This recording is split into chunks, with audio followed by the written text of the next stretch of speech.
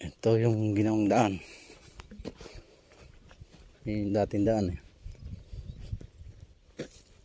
Binaba natin dito. Maliit pa to. Dapat nga ilabang pa. Ang isang di pa pasano dito. Ito rin yung paggagawa natin ng daan pag nagkuhan. Pag nakuha yung backhoe.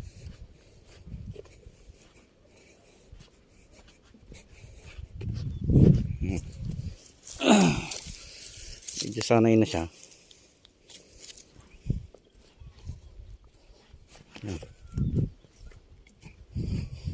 Niliko rito sa baba.